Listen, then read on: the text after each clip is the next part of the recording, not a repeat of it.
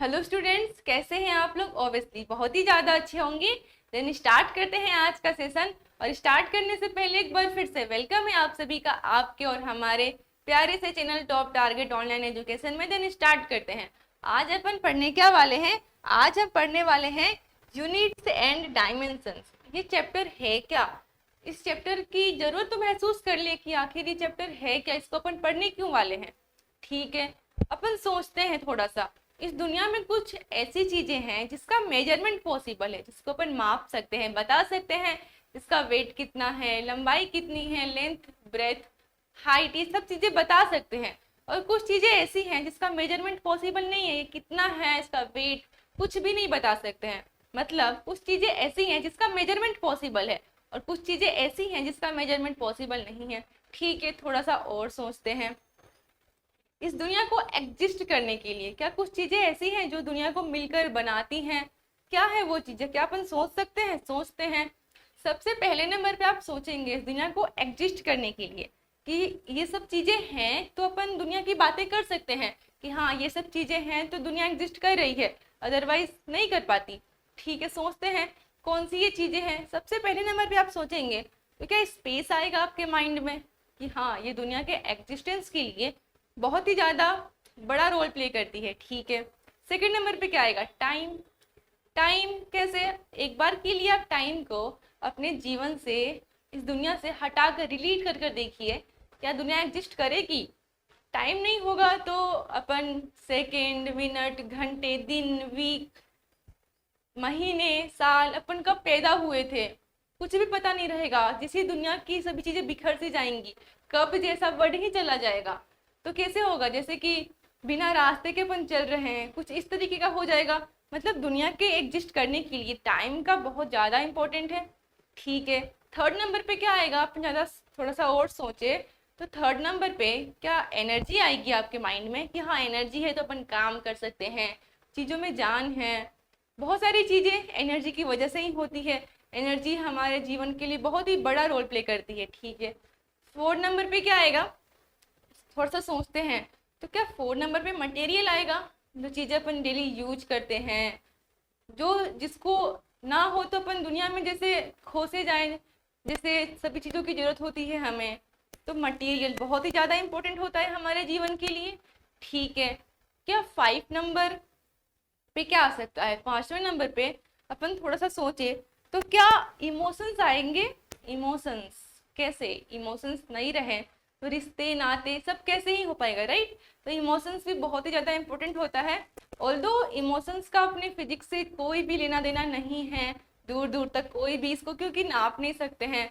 कौन किससे कितना प्यार करता है, कितना लव है, हेट है, कौन किसी कितना ज्यादा जेलस है, ईगो किसके अंदर कितना ईगो भरा हुआ है, ये सब क्या आते होते हैं? सभी इमोशंस होते हैं। ठीक है, इसका फिजिक्स में कोई लेना देना नहीं है क्योंकि अपन लव को, हेट को माप नहीं सकते हैं, बता नहीं सकते हैं किसके अंदर कितना ईगो है, या फिर नहीं मेजर नहीं कर सकते हैं। सो इसका मेजरमेंट पॉसिबल नहीं है, तो इसका फिजिक्स में कोई लेना देना नहीं है। लेकिन शुरू की चार चीजें क्या अपन के फिजिक्स के लिए बहुत ही ज्यादा इंपॉर्टेंट है। क्या आप इसको, हम इसको माप सकते हैं? क्या इसका मापन संभव है? बिल्कुल। सो बस यही चैप्टर से यूनिट्स, जैसे कि मीटर होता है, किलोग्राम होता है, सेकंड होता है, ये सब मात्रक होते हैं। बस वही है ये चैप्टर। डायमेंशंस आगे पढ़ेंगे क्या होते हैं, मिलता जुलता ही है। देन स्टार्ट करते हैं। सबसे पहले आता है हमारे पास भौतिक राशियां, फिजिकल क्वांटिटीज। आखिर ये है क्या? इसको, इसका मैं बिल्कुल भी उलझाऊंगी नहीं, बस वही है जिसका मेजरमेंट पॉसिबल है। थोड़ा सा छोटा सा डेफिनेशन लिख लेते हैं, देन आगे बढ़ेंगे। ओके, देखते हैं। जिसका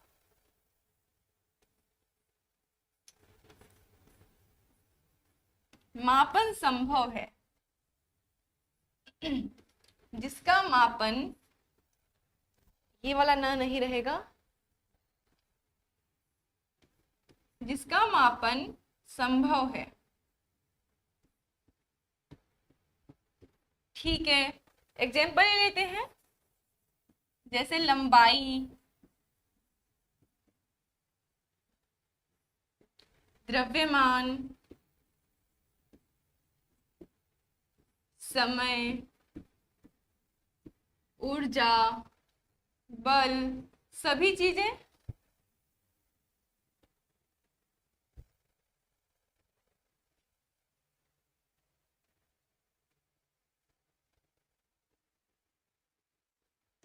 ओके। देन आगे बढ़ते हैं, इतना इनफ है, ठीक है। आगे सीखेंगे सभी चीजों को, सभी जैसे पूरी फिजिक्स में कितने यूनिट्स आते हैं, डायमेंशन, सभी देखेंगे इस चैप्टर में। देन स्टार्ट करते हैं। प्रोसेस ऑफ मेजरमेंट, ये क्या है? अगर मैं आपसे पूछूं इसकी लंबाई बताइए, मैंने पूछा इस जो ये पेन है इसकी लंबाई बताइए, तो आपने कहा, मैंने कहा कि 15। तो आप पूछेंगे 15 क्या? 15 कुछ तो होगा ना, 15 सेंटीमीटर है, मीटर है, क्या है? तो मैंने लिखा बस 15। तो प्रोसेस ऑफ मेजरमेंट, क्या 15 पूरा इसको बता रहा है? क्या ये स्टेटमेंट कंप्लीट है कि हाँ ये लेंथ जो है 15 है? तो 15 क्या है? 15 सेंटीमीटर, ठीक है। मतलब कि जो जो ये लेंथ है, क्या वो न्यूमेरिकल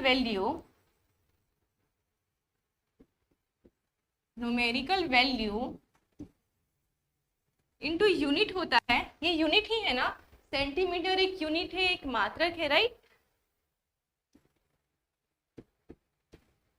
ये देखिए, क्या इन दोनों चीजों की जरूरत पड़ी हमें इस चीज को बताने के लिए? अगर कोई यहाँ पे एक वेट रखा हुआ है, बताना है कि ये कितना है, एक कोई वेट रखा हुआ है तो हमें बताना है कि ये कितना है। तो मैंने कहा 5 है, तो आप पूछेंगे 5 क्या? तो 5 kg है, ठीक है। क्या अपन इसको डिफाइन करने के लिए दो चीजों की जरूरत पड़ी, एक तो न्यूमेरिकल वैल्यू एंड यूनिट। बस यही है प्रोसेस ऑफ मेजरमेंट, कि हमें दो चीजों की जरूरत पड़ती है, numerical value and standard unit, right. Then आगे बढ़ते हैं और इसे आगे अच्छी तरीके से पढ़ेंगे। तब तक के लिए इतना ही।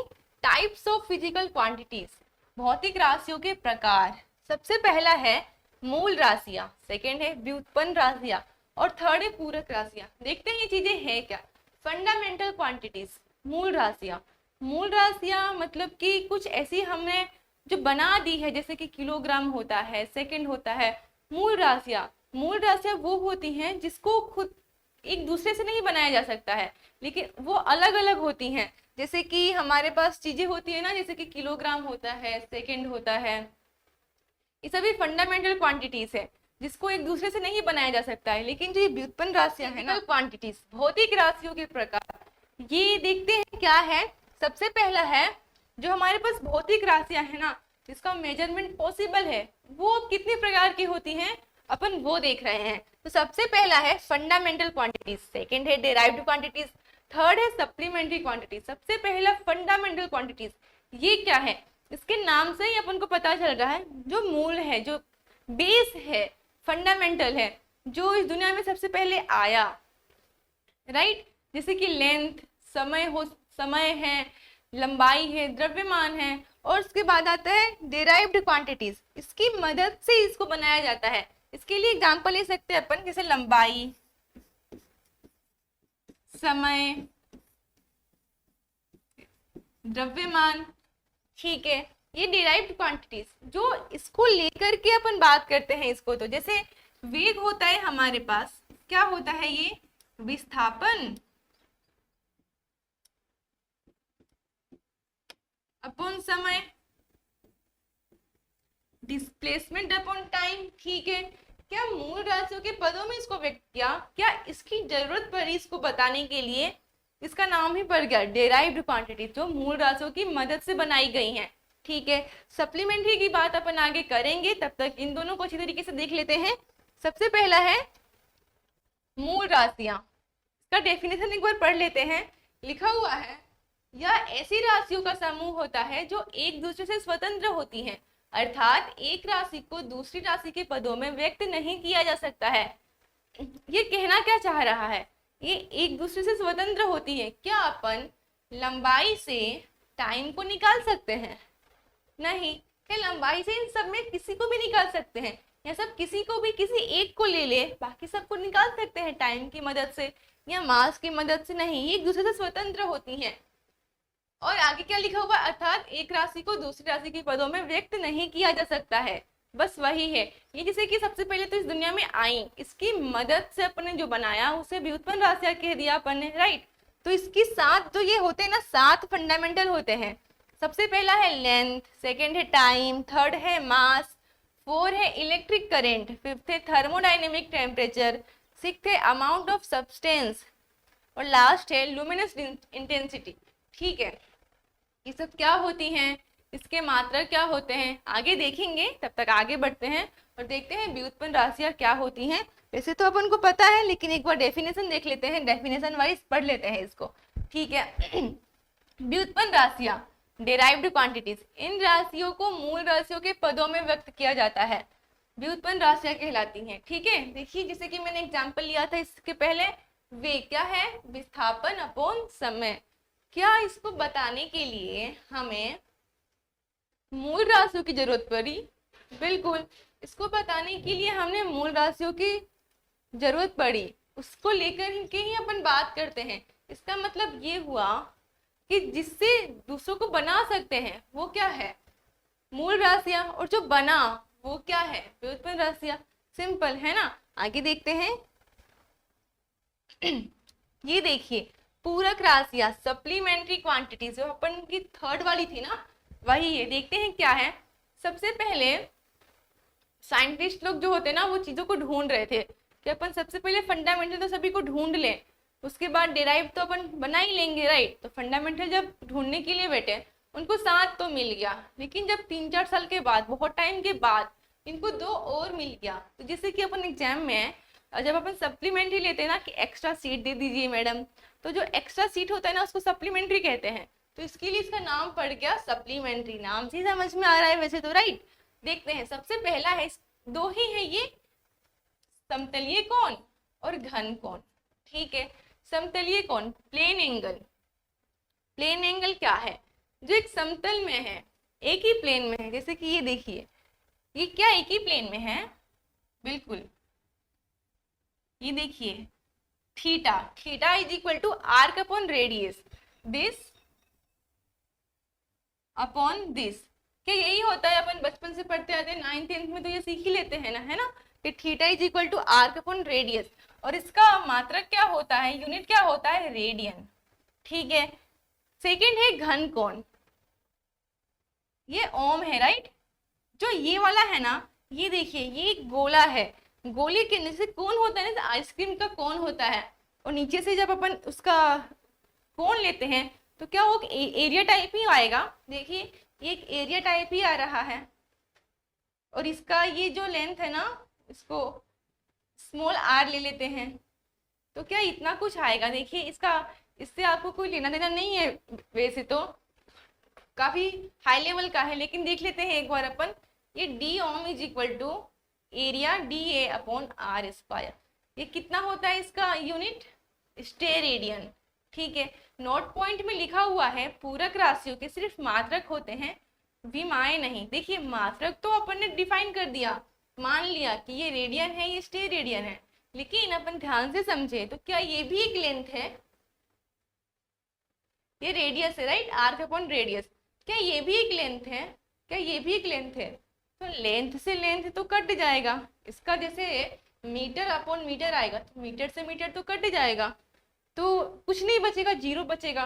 तो कुछ बचता है जैसे कि मीटर पर सेकेंड स्क्वायर, तो इसको लेकर के अपन डायमेंशन बता देते हैं। डायमेंशन क्या होता है आगे पढ़ेंगे, लेकिन जब कुछ बचा ही नहीं अपन डायमेंशन नहीं लिख सकते हैं, आप मान के चलिए, इसीलिए इसकी विमाएं नहीं होती है। वैसे तो मात्रक भी नहीं होती थी, लेकिन अब मैंने डिफाइन कर दिया कि ठीक है ये स्टेरेडियन, सॉरी ये रेडियन और ये स्टेरेडियन।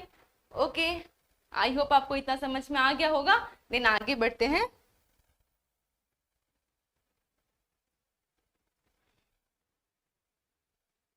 इसको देखेंगे आगे, तब तक ये देख लेते हैं। मैग्नीट्यूड, परिमाण।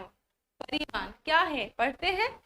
देखिए लिखा हुआ है भौतिक राशि का परिमाण, न्यूमेरिकल वैल्यू इनटू यूनिट। ये अपन ने आगे देखा, प्रोसेस ऑफ यूनिट कर रहे थे, तब अपन ने ये देखा कि कोई भी चीज होती है, कोई भी लेंथ है, उसके लिए 2 चीजों की जरूरत पड़ती है, एक न्यूमेरिकल वैल्यू, एक उसका यूनिट, राइट। तो बस वही लिखा हुआ है सेकेंड नंबर पे लिखा हुआ है magnitude of a physical quantity is always constant. ये क्या बोल रहा है? जैसे ये एक लंबाई है, ठीक है, ये एक लंबाई है, मान लेते हैं कि ये 1 सेंटीमीटर है, ठीक है। क्या इसको अपन 10 mm भी बोल सकते हैं? क्या इसको अपन 10 mm भी बोल सकते हैं? बिल्कुल, ठीक है। क्या ये और ये बराबर हैं? 1 centimetre is equal to 10 mm। क्या ये और ये बराबर है? देखिए जो हमने दोनों लिखा, क्या ये बराबर है? और क्या ये एक ही चीज को बता रही है कि ये लंबाई कितनी है? इस लंबाई का जो मैग्नीट्यूड है, क्या वो हमेशा कांस्टेंट रह रहा है?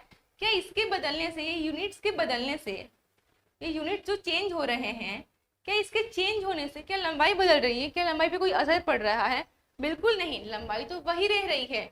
उसका मतलब ये हुआ, वही लिखा हुआ है यहाँ पे, magnitude of a physical quantity is always constant. ये कितना है वो हमेशा ये हमेशा कांस्टेंट रहेगा। ये यूनिट क्या है इस पर डिपेंड नहीं करेगा, ठीक है। लास्ट वाला देखते हैं, it is independent of the type of unit. ये क्या है? ये कितने टाइप के हैं?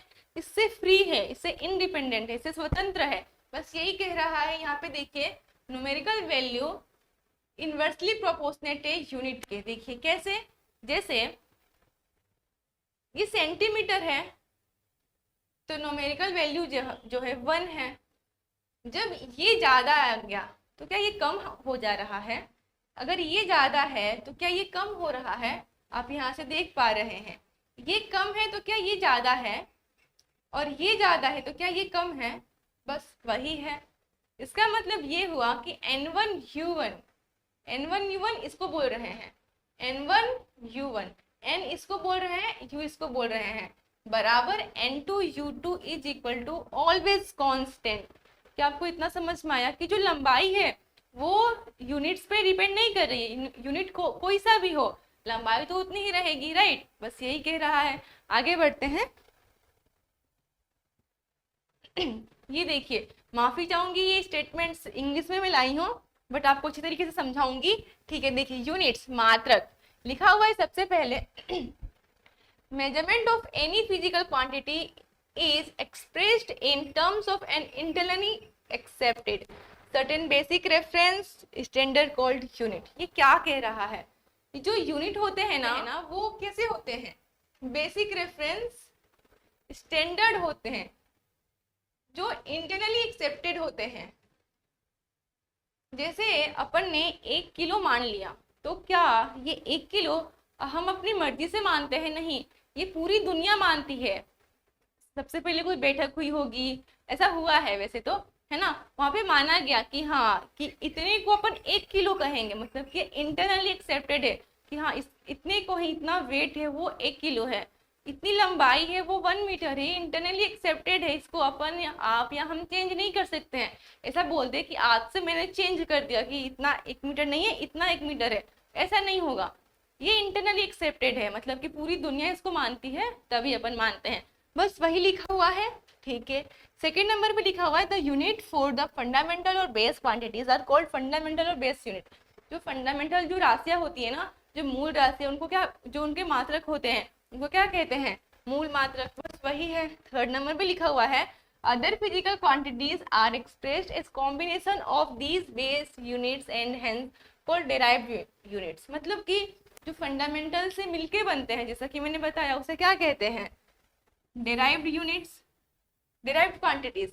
और उसके मात्रक को क्या कहते हैं? Derived units. बस वही है, वही लिखा हुआ है, ठीक है। लास्ट है a complete set of units both fundamental and derived is called a system of unit.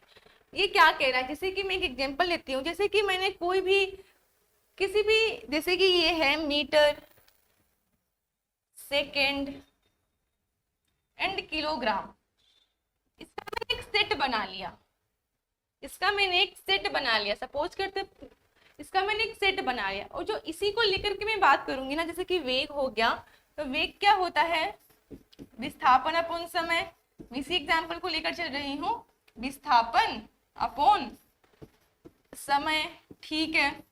विस्थापन के लिए मीटर पर सेकेंड। देखिए इसी को लेकर बात करें, यहाँ पे अपन सेंटीमीटर नहीं करेंगे। जब इसका अपन ने सेट बना लिया तो इसी सेट को लेकर बात करेंगे। तो वही बोल रहा है यहाँ पे, a complete set of units both fundamental and derived is called a system of unit. Right, आपको अच्छी तरीके से समझ में आया होगा। आगे बढ़ते हैं। ये देखिए आ गया principal systems of unit. There are various system in use over the world, CGS, FPS, SI, MKS, etc। ठीक है, हमारी दुनिया में ना अलग अलग देश में अलग अलग, पहले अलग अलग देश में अलग अलग जगह पे अलग अलग चीजें यूज करते थे। कहीं पे ये वाला यूज होता था, ये मात्रक जैसे कि चीजों को मापने के लिए अलग अलग उन्होंने अपने अपने बना रखे थे कि हाँ हम देखिए जैसे कि यहाँ पे लिखा हुआ है हम सेंटीमीटर में मानेंगे, हम ग्राम में, हम सेकंड में, और कहीं पे जैसे कि मीटर किलोग्राम सेकंड चलता था, कहीं पे फुट पाउंड सेकंड चलता था। अलग अलग जगह पे अलग अलग चीजें चलती थी, अलग अलग मेजरमेंट के जैसे कि उन्होंने बना रखे थे कि हाँ हम इस तरीके से मापेंगे। बस वही है। ये जैसे तीन तो जैसे काफी जैसे बड़े बड़े हैं, और भी होते थे, उनको अपन नहीं पढ़ रहे हैं। अपन जो जो ज्यादा ज्यादा जो स्टैंडर्ड थे उन्हें देख रहे हैं। और स्टैंडर्ड में भी स्टैंडर्ड कौन है? ये वाला, जिसको पूरी दुनिया मानती है अभी। देखिए यहाँ पे सीजीएस, सीजीएस क्या बोलता है? सीजीएस में जो लेंथ होता है ना उसको सेंटीमीटर में मापते हैं, जो मास होता है उसे ग्राम में, जो टाइम होता है उसको सेकेंड में, ठीक है। एमकेएस में मीटर किलोग्राम सेकेंड, और एफपीएस में फुट पाउंड सेकेंड। ये अलग अलग जगह पे अलग अलग मापने के जैसे अपने अपने पैरामीटर्स बना रखे थे कि हमारे यहाँ के जैसे कि अलग अलग देशों में, जैसे कि पहले इंडिया में अपन बोलते थे कि पाव भर चीनी दे दीजिए। अगर यही इंडियंस जाके किसी फॉरेन में कहेंगे कि हमें पाव भर चीनी चाहिए तो वो नहीं समझते थे। वो कहते थे कि ये पाव क्या है, व्हाट इज पाव, ऐसे बोलते थे वो लोग, तो नहीं समझते थे। कोई फॉरेनर्स आके हमारे इंडिया में बोलते थे कि हमें इतना पाउंड चाहिए, तो हम नहीं समझते थे। तो कोई बैठक हुई और वहां पे से एक स्टैंडर्ड बना दिया गया कि हाँ ये हर जगह पे चलेगा, यहाँ पर भी चलेगा, अदर कंट्री में भी चलेगा, सब जगह चलेगा। तो एक स्टैंडर्ड हो गया। तो वो कौन सा था? वो ये वाला था, एमकेएस। एमकेएस सिस्टम में पूरी दुनिया जैसे कि मानने लगी, ये स्टैंडर्ड हो गया। बस वही है, आप याद कर लेंगे। और ये जो है ना डेराइव्ड, ये तो फंडामेंटल हो गए, और ये डेराइव्ड हैं। फोर्स, वर्क और एनर्जी, पावर, जैसे कि फोर्स को सीजीएस सिस्टम में डायन कहा जाता है, और वही एमकेएस में न्यूटन, ठीक है। और एमकेएस में यहाँ पे देखिए पाउंड, ठीक है। और वर्क को अर्ग जूल, और वैसे ही पावर को अर्ग बाय सेकेंड। कुछ इस तरीके से अपन करते थे, ठीक है।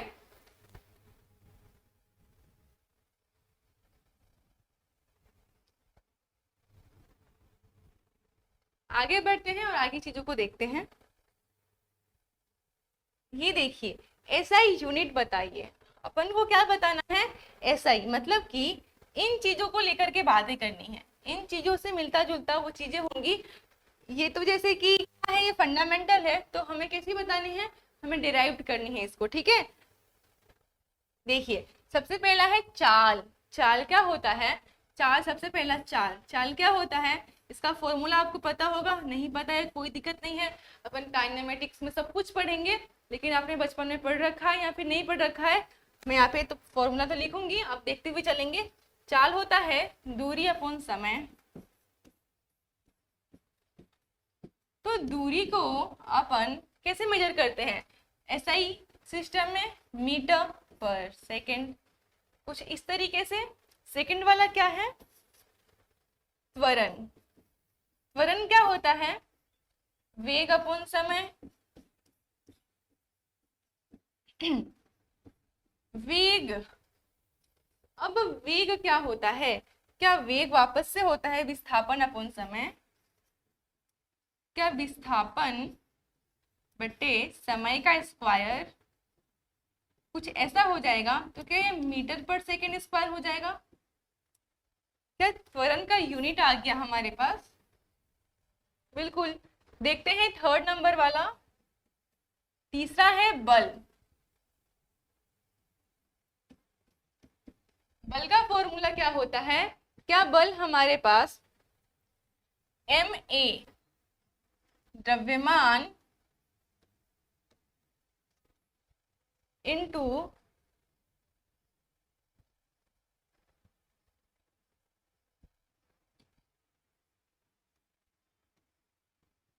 त्वरण होता है।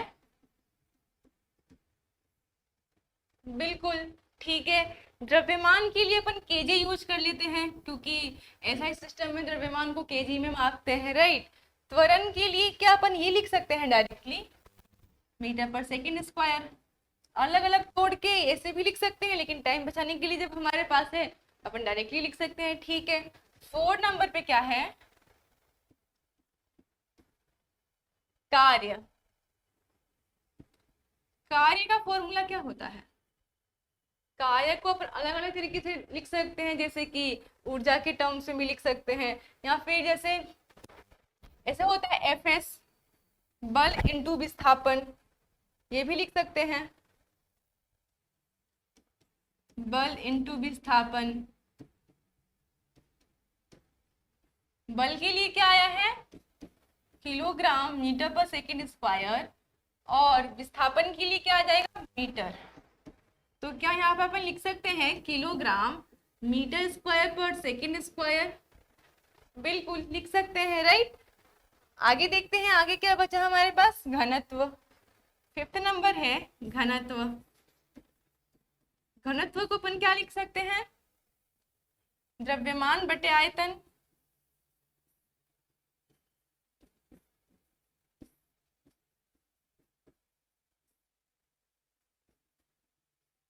यही होता है ना, ठीक है। द्रव्यमान के लिए क्या आ जाएगा?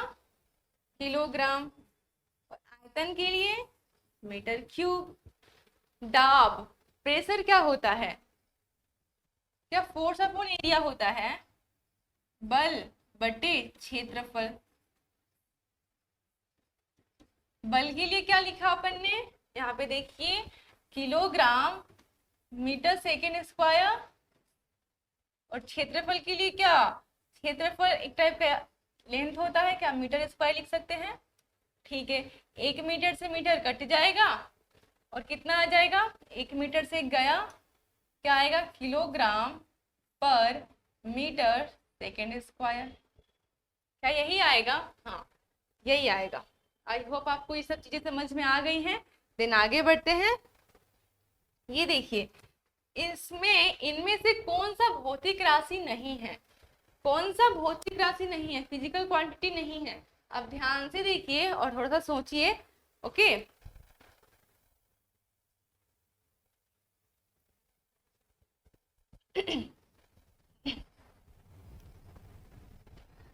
क्या किलोग्राम एक भौतिक राशि है?